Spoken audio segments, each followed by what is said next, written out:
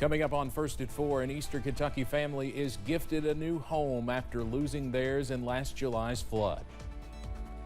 And an over-the-counter birth control pill is approved for the first time.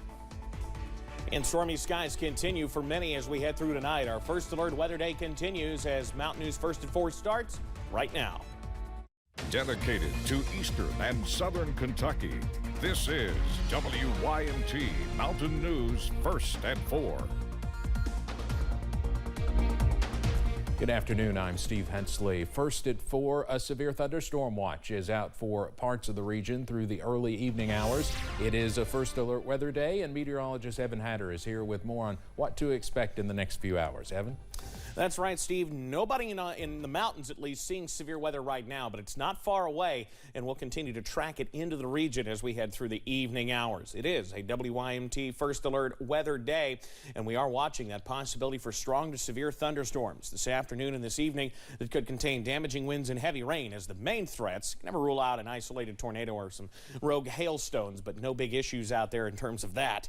A severe thunderstorm watch is in effect for basically the northern half of the area until about 9 o'clock. Includes places like Jackson, into Irvin, Stanton, Moorhead, Louisa, Pikeville, Prestonsburg, Paintsville, Salyersville, West Liberty until 9 o'clock. South of there, places like Monticello, Somerset, London, Corbin, Middlesboro, Harlan, even here in Hazard, not under the watch, but the potential is still there for some isolated severe weather as we head through the evening. Here's the very latest outlook from the Storm Prediction Center. That slight risk is essentially north of Highway 80 and the Hal Rogers Parkway at this hour, but everybody's got at least a small chance for a couple of strong to severe storms. No issues right now. I got a shower near Harlan, got a shower near Grundy, and I got a shower near Middlesboro, but the activity remains off to the north. And basically what's happening here, these storms are firing up, moving to the east with a very slow southeast component.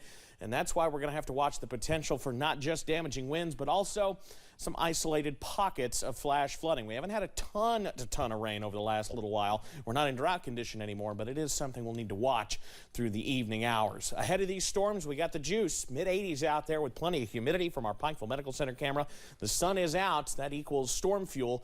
Middle and upper 80s out there region-wide. Dew points are in the 70s, low to mid-70s, even not far from the upper 70s. A dew point of 77 in Somerset. You're basically walking out in a wetsuit. Temperatures continue to drop tonight very slowly as we watch those storms roll on in. I'll track the latest in a few minutes, Steve. All right, Evan, thank you. A couple that lost their house in the flood nearly 1 year ago now has the keys to their new home. WYMT's Chandler Wilcox tells us how they are transitioning back into a permanent living space. It has been almost a long year, since Laverne and Shelby Fields lost their home. Now they have a permanent place to start over in, a trailer built by God's Pit Crew. You're welcome. The day finally came. The Fields would enter their home. Laverne Fields says finally moving in is refreshing. And I think all this is good. You know, we're glad the Lord blessed us with finding this piece of property. We looked everywhere. I mean, and most of the pieces of property were very expensive. God's Pit Crew constructed the home at no cost for the Fields, which they called a huge relief. In Letcher County, Chandler Wilcox, WYMT Mountain News.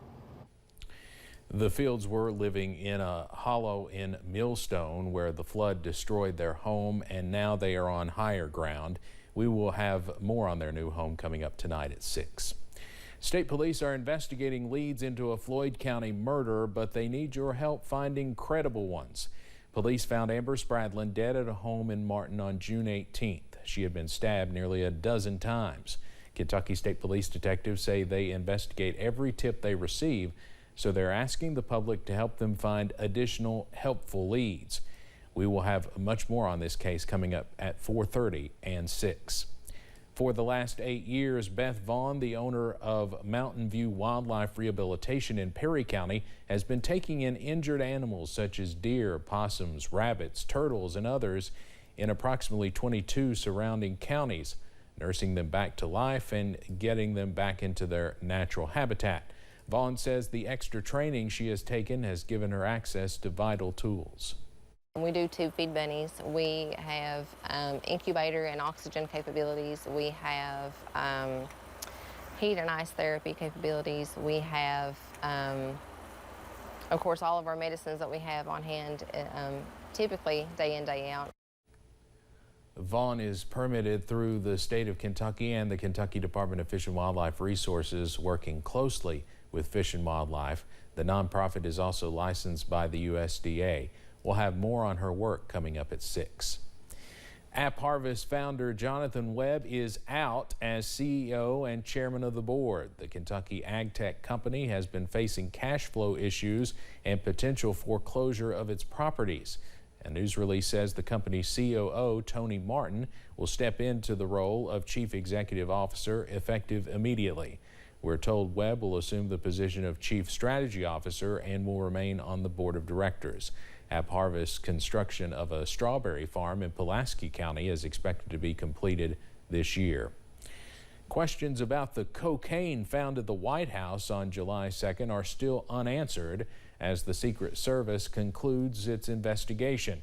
Two sources say agents also cannot identify when someone put the small bag in a West Wing cubby, but one source says the leading theory remains that a visitor left it during the busy holiday weekend. Federal health officials have approved the first over-the-counter birth control pill. Today's FDA decision means the once-a-day pill can be sold without a prescription. CBS's Bradley Blackburn reports the approval comes as some states have passed laws that restrict women's reproductive rights.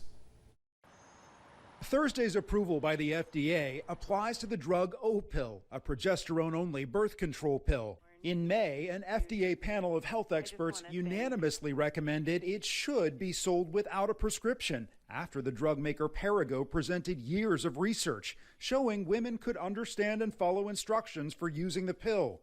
It needs to be taken every day at the same time within a 3-hour window. This pill was approved for prescription use in 1973. Kelly Blanchard helps lead Free the Pill, a coalition of more than 200 groups that have advocated for over-the-counter birth control for 2 decades. This is really important for all of our communities to be able to access contraception, again, without the hurdles of a prescription, for example, needing to have a doctor to get a visit, take time off work, get childcare. Opill is expected to be available early next year. The drug maker has not yet shared its over-the-counter price.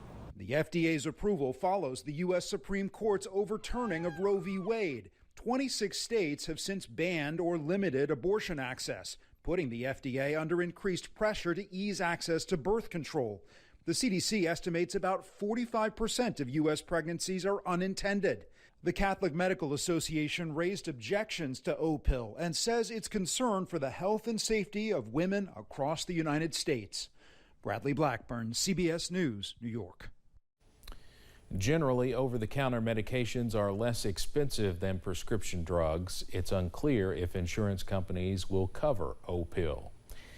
Updated COVID shots should be ready by the end of September. In a letter to manufacturers, the Health and Human Services Secretary told the companies they should prepare an ample supply. He also warned them to price the shots at a reasonable rate. This would be the first time the federal government is not distributing the COVID-19 vaccines. Starting next month, the U.S. is phasing out that program ahead of the new round of shots. More than 80% of U.S. adults do not know they can call, text, or send a chat message to 988 to talk to a licensed counselor in a mental health crisis. That is according to a new poll from the National Alliance on Mental Illness, formerly known as the National Suicide Prevention Lifeline. The service changed last year from the number 1-800-273-TALK to the 3-digit number 988.